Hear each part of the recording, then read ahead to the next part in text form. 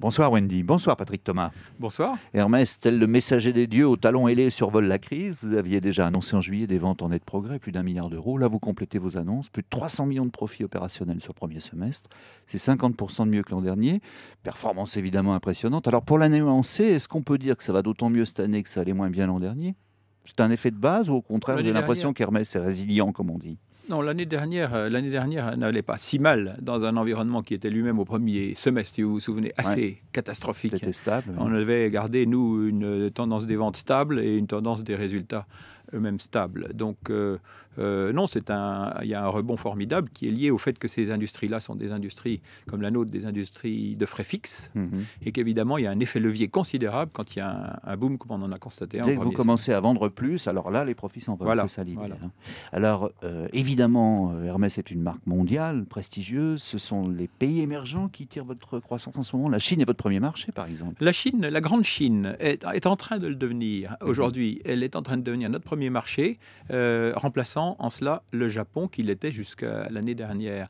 Mais le phénomène peut-être le plus marquant de ce premier semestre, c'est la formidable résilience de nos marchés traditionnels forts, comme la France, où on fait 15% de croissance, comme l'Europe, 20% de croissance, et les États-Unis, 28% de croissance dans un univers économique plus ou moins... Oui, c'est complètement paradoxal. On a l'impression que la France est dans la morosité, une croissance molle, les gens n'ont plus d'argent. Visiblement, ils vont le dépenser chez vous quand même.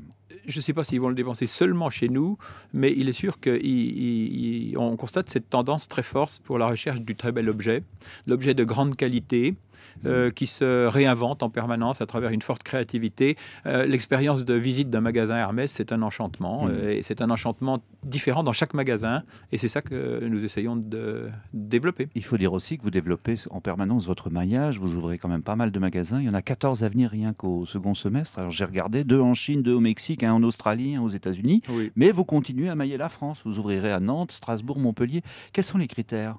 Où est-ce que vous vous posez et pourquoi? Les critères, c'est essentiellement que nous trouvions dans une ville donnée une clientèle suffisamment formée à Hermès pour assurer la survie d'un magasin, même petit. Mais aujourd'hui, nous sommes loin d'avoir maillé complètement le marché potentiel qu'il y a dans des pays comme notamment l'Asie, et même la France, vous voyez, puisqu'on arrive à ouvrir de nouveaux magasins en France.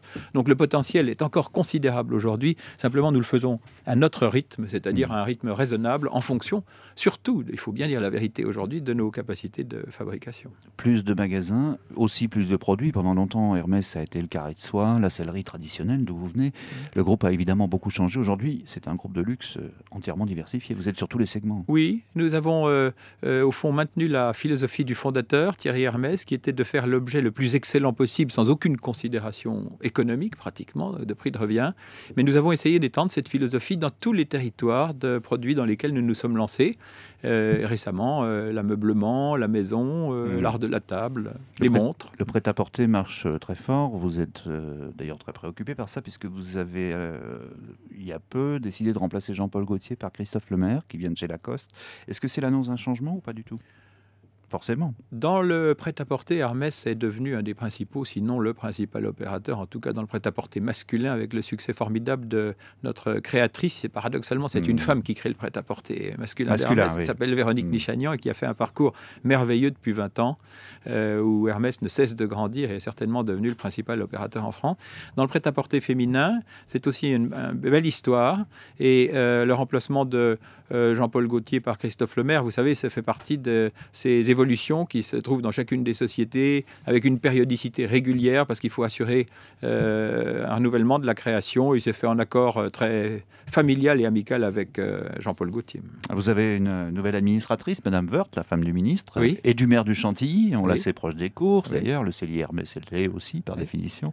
Vous êtes content de votre nouvelle recrue? Nous sommes très fiers et très contents d'avoir Florence Woerth au conseil de surveillance d'Hermès. Je vous rappelle qu'Hermès est une société en commandite qui a un conseil de gérance et un conseil de surveillance qui font chacun leur rôle comme leur nom l'indique. Et oui, effectivement, Florence Woerth a été choisie pour ses compétences et pour...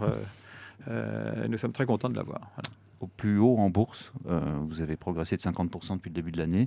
On dit que les arbres ne montent pas jusqu'au ciel. Hermès, si? Non, non, non, nous sommes loin d'être au ciel. Je suis content que nos actionnaires apprécient l'action à sa juste valeur. Peut-être les résultats, d'ailleurs, prouvent qu'ils n'ont pas eu totalement tort. Ils ont eu la sagesse d'anticiper. Merci beaucoup, Patrick Thomas, gérant d'Hermès. À demain, Wendy.